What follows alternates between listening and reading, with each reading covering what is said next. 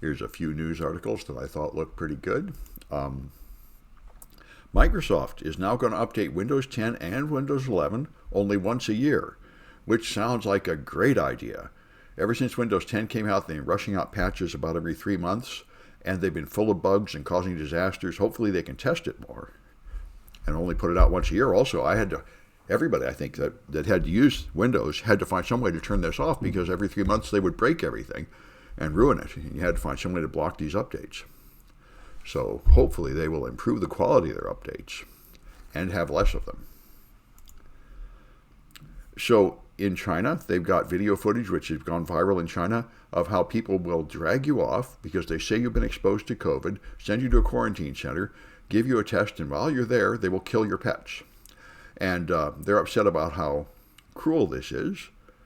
But on the other hand, they might be right because China is trying to get down to zero COVID, and they don't have any vaccines that are worth anything, and it does spread to your pets. And it spreads to zoo animals, and it spreads to wild animals.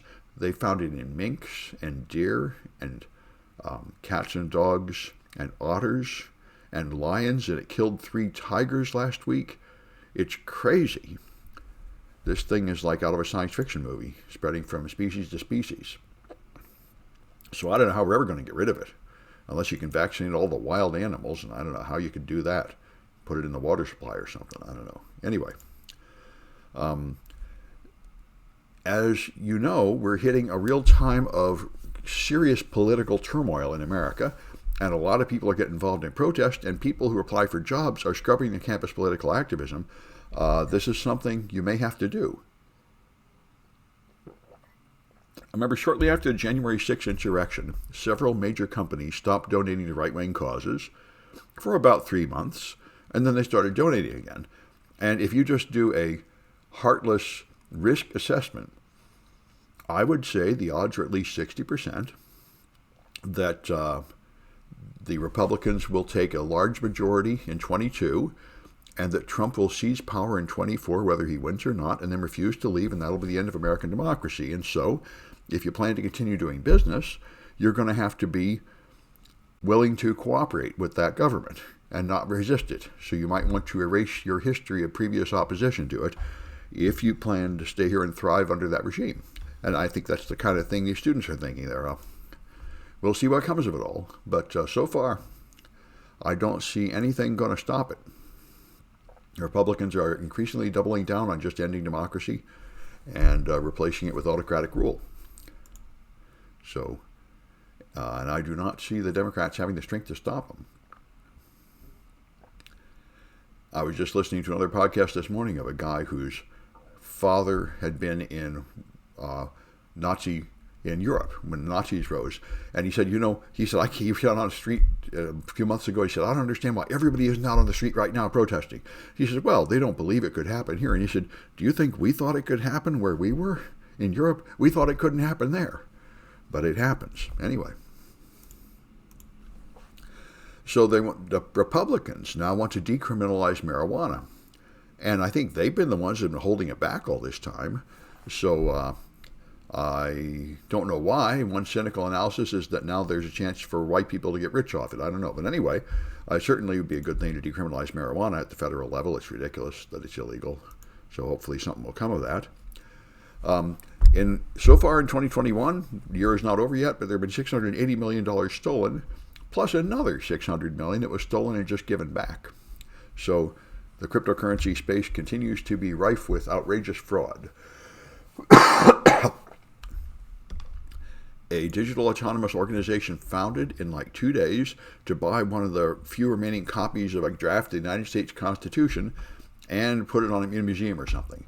And they're raising $20 million from cryptocurrency people to join in, and they're going to sort of vote on what to do with it, but they're going to put it in some kind of public display, and they see this as sort of an act of patriotism and community brought together on the blockchain. So that might be sort of nice. Rowhammer is a vulnerability that found that if you read and write to memory many, many times, sometimes some of those bits leak over into adjacent memory and cause other bits to flip. And you can use that to move across security boundaries you're not supposed to be able to cross. into the supposedly secure part of the RAM chips.